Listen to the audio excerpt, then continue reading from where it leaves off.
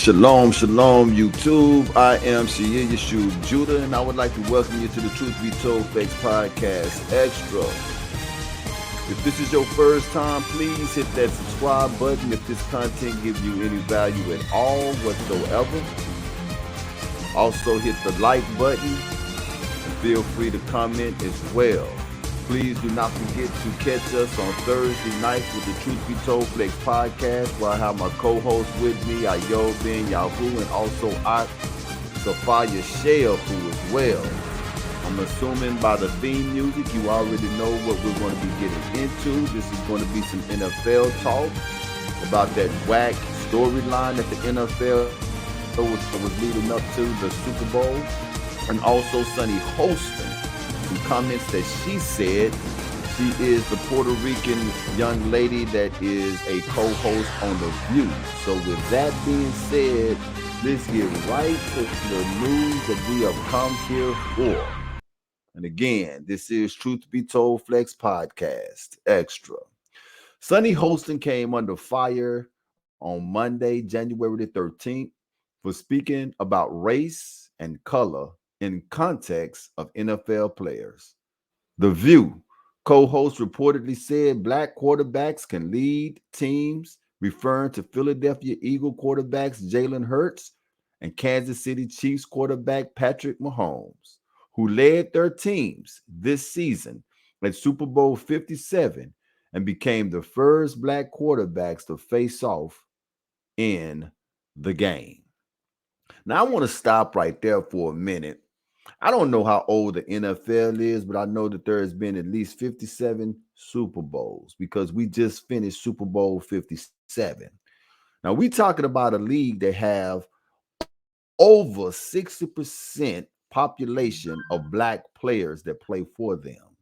And this is the first time two black quarterbacks faced off in the Super Bowl. That's not something that we should be excited about. But they run that story and they ask these quarterbacks, I done seen them do it. They sit down and ask them, what does that mean to you? What kind of question is that? What does that mean to you, NFL? What does that mean to you, owners, that have held this position hostage and have kept this position out of the hands of black athletes? I'm going to ask the same question that I asked when I was talking about Michael Irvin the other day. What would the NFL be without us? So out of all of these years, you have held this position hostage. Now, Patrick Mahomes, Jalen Hurts, Lamar Jackson, Michael Vick, Cam Newton, all the way back to Randall Cunningham. And in 1988, Doug Williams showed you what your league could be if you allowed us to play that position. That's not something to be proud of. How is it that you are going to hold oppression over our head and run it as a storyline and want us to be proud about that? Why are you judging me also by being a black quarterback? Right now, the media is making a fuss over Idris Elba because he don't want to be recognized as a black actor. I dig that, Idris. Everybody can look at you and tell that you black, but your craft is acting. That's what your craft is. It's acting. Why do you have to be identified as the black actor?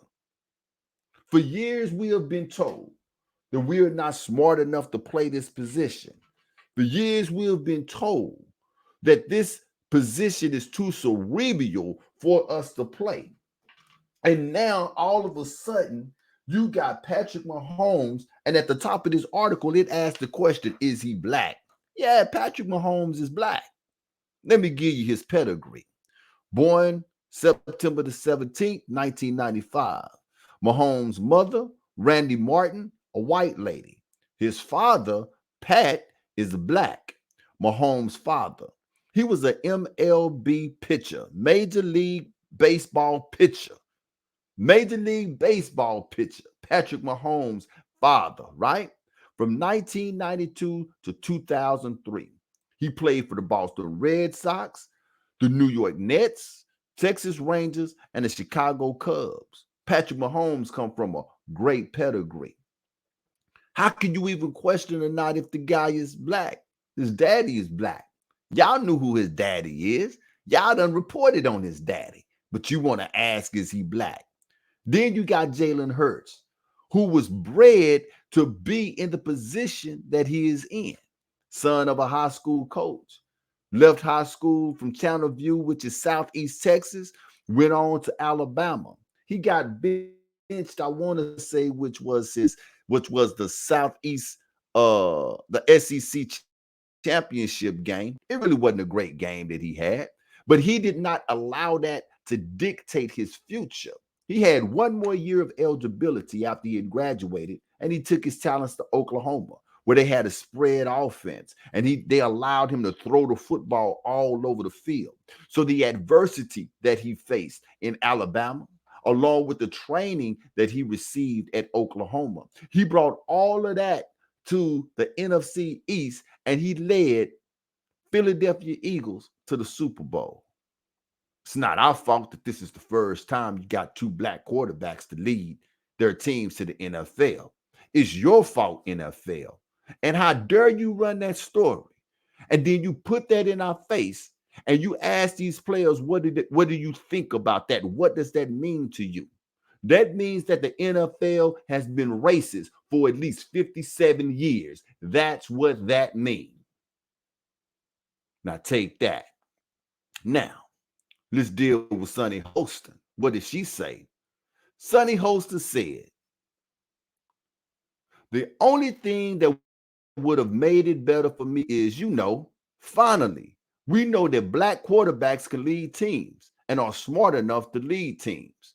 Co-host Whoopi Goldberg said that she's always known that and said that was never a question. It takes people a minute to catch up. Hostin responded, we knew that. Why would you make a comment like that if you knew that, Hostin? Why would you make a comment like that? You didn't say that I've always known that we were smart enough to do it. You didn't say that it's about time the NFL are allowing brothers to play in this position. That's not what you said. You said the only thing that would have made it better for me, finally we know. In other words, fine, it's been proven. Man, please, what is the NFL without us? See, the problem is the sport done got too fast for them white boys. Linebackers done got too fast. White boys can't stand back there in that pocket all day and throw that football around like they used to, because now they got to run and dodge from them linebackers, and they bringing them safeties up there, and them safeties and them linebackers and them fast defensive ends getting at them white boys. So now you saying, look, we got to bring somebody back here that is just as athletic as those defensive players. You could have done had this excitement a long time ago. A long time ago. Every time they ran that story, these are the first two black quarterbacks to face off in the Super Bowl. And y'all say that as if this is a milestone. It's not a milestone. It's an indictment.